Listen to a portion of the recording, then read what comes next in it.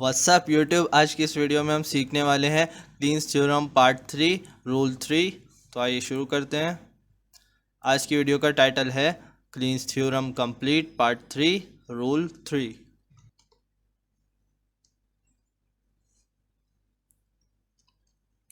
तो पार्ट 3 का रूल 3 हमें यह बताता है कि if there is an F A called FA1 that accepts the language defined by R1 and there is an FA called FA2 that accepts the language defined by R2, then there is also an FA called FA3 that accepts the language defined by R1 R2, यानी इन दोनों का product.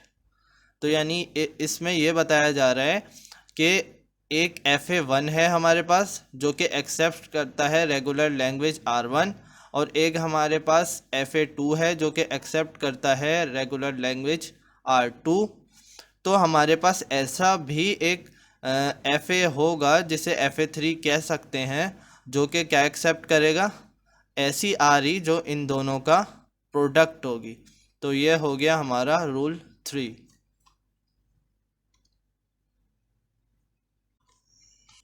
तो अब आ जाते हैं इसके proof पर। तो यहाँ पर हमारा एक रूल लिखा हुआ है कि with final state of X always right initial state of Y. इसका मतलब ये है कि जब भी हम यहाँ पर कभी एक्स की फाइनल स्टेट कोई लिखेंगे तो उसके साथ लाजमी है कि वाई की इनिशियल स्टेट भी उसके साथ लिखी जाए। तो ये हमारा एक रूल है। रूल 3 में हम इसको फॉलो करेंगे। तो शुरू करते हैं। तो ये आ गई हमारी इनिशियल स्टेट। तो जैसा कि रूल 2 में हमने किया था कि x1 और y1 दोनों की इनिशियल स्टेट को ले लिया था x और y की, तो ऐसा इसमें नहीं करेंगे रूल 3 में, बल्कि सिर्फ पहली वाली FA जो होगा उसकी इनिशियल स्टेट ले लेंगे और इस रूल को फॉलो करते हुए आगे अपनी ट्रांजिशन टेबल बनाएंगे। तो अब आगे बढ़ते हैं। तो ये आप देख सकते हैं कि x1 को जब a मिला तो वो x2 पर चला गया। तो इस तरह हमारी नई स्टेट आ गई, और नई स्टेट जब भी आती है तो पहले हम उसे ये ओल्ड स्टेट के कॉलम में लिखते हैं और उसके बाद आगे प्रोसीड करते हैं। तो अब इसी रॉ को प्रोसीड करेंगे। अब x1 पे जब b आएगा तो वो कहाँ जाएगा, x1 पे b आएगा तो वो x1 पर ही रहेगा। तो ये वापस से z1 आ गई। अब इस रॉ को प्रोसीड करेंगे और जब तक करते रहेंगे जब तक यहाँ पे ओल्ड स्टेट ख़त्म नहीं हो जाती, जब तक उनकी रॉस को प्रोसीड करते रहेंगे।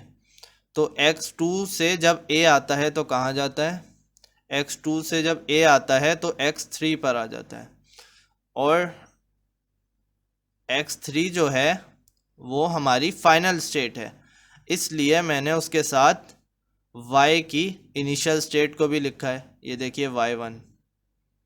x2 से जब a मिला तो x3 पर आया, और क्योंकि ये फाइनल स्टेट थी x3 तो मुझे उसके साथ y की इनिशियल स्टेट को भी लिखना पड़ा।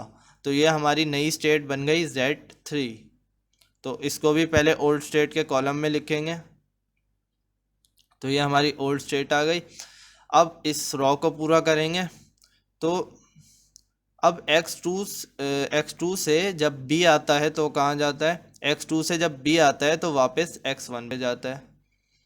तो x1 इक्वल्स टू z1, ये हमारी पुरानी रॉ, ये हमारी पुरानी स्टेट आ गई। तो अब इस रॉ को पूरा करना होगा हमें।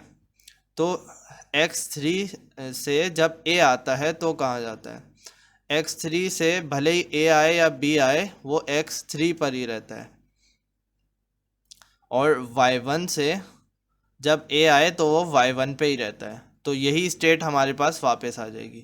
x3 तो कहीं भी नहीं जाएगा क्योंकि ये जो भी आ जाए ये अपने स्टेट पर ही रहेगा, और y1 से जब a आता है तो वो अपनी ही स्टेट पर रहता है। तो ये वैसा का वैसा ही रहा। अब आगे बढ़ेंगे। x3 से b आ जाए, x3 तो कहीं भी नहीं हिलेगा तो यहाँ पे x3 तो एज इट इज़ रहेगा। अब साथ में y1 को भी हम देखेंगे कि y1 ये वाला जो है इसको देखते हैं हम। y1 जो है जब उस पर b आएगा तो वो कहाँ जाएगा, तो y1 पे जब b आएगा तो वो y2 पे आ जाएगा। तो ये आ गई हमारी स्टेट।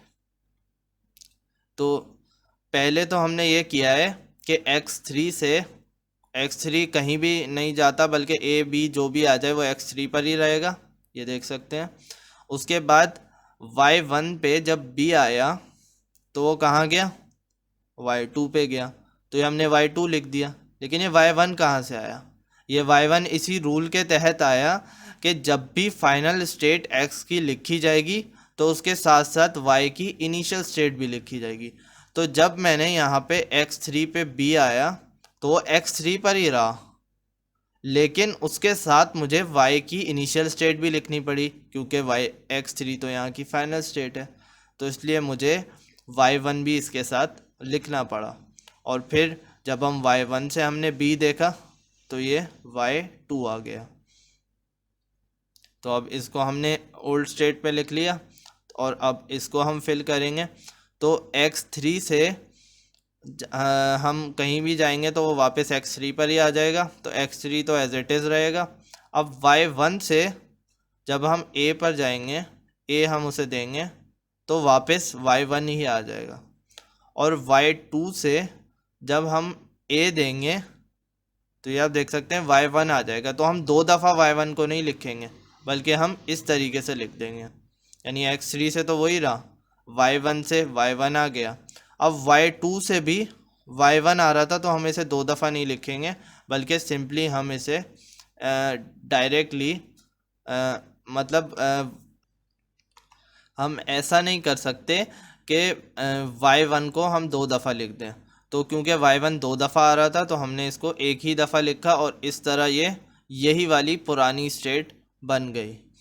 और उसके साथ साथ ये आगे हमने देखा x3 तो x3 रहेगा, y1 से जब b आता है तो कहाँ जाता है, y2 पे जाता है, तो यहाँ पे y2 आ गया।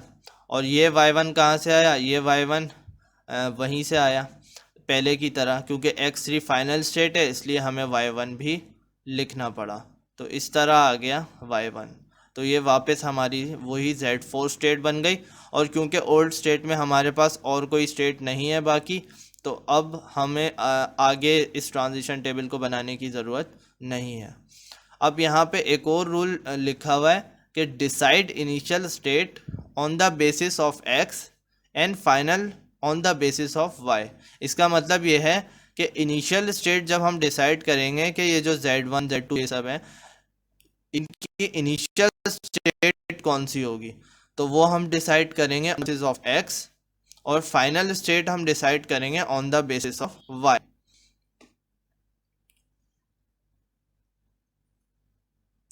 तो ये आप देख सकते हैं कि इनिशियल स्टेट हमने ये डिसाइड करी कि x ये जो हमारी Z1 होगी ये हमारी इनिशियल स्टेट होगी। उसकी वजह यह है कि x1 यहाँ पर इनिशियल स्टेट है और x1 यहीं पर आ रहा है सिर्फ, तो ये हमारी इनिशियल स्टेट होगी।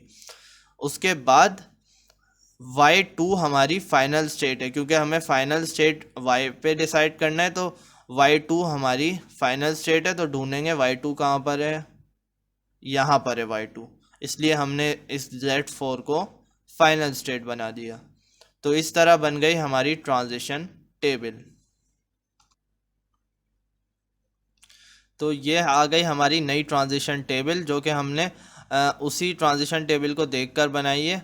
ये आप देख सकते हैं यहाँ पर x y काफ़ी सारी चीज़ें थी, तो इससे हमें कन्फ्यूजन हो सकती है। तो उस कन्फ्यूजन से बचने के लिए मैंने सिर्फ z वाली चीज़ों को, सिर्फ z वाली स्टेट्स को आगे लिखा है और इन सब को कटा दिया।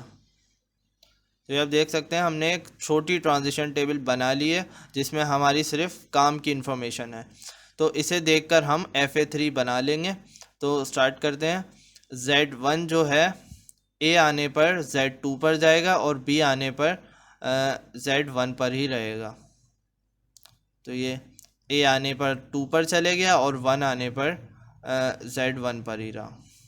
अब अगला क्या लिखा हुआ है, Z2 पर A आएगा तो 3 पर चले जाएगा और B आएगा तो 1 पे चले जाएगा। तो आप देख सकते हैं कि ये A आया तो 3 पर चले गया और B आया तो 1 पे चला गया। अब इसी तरह Z3 है, ये A आने पर Z3 पर ही रहेगा, जबकि B आने पर 4 पर चले जाएगा। तो ये ए आने पर 3 पर ही रहा और बी आने पर 4 पर चला गया। अब इसी तरह 4 पर क्या लिखा हुआ है कि 3 आने पर ए आने पर 3 पर चले जाएगा और बी आने पर 4 पर ही रहेगा।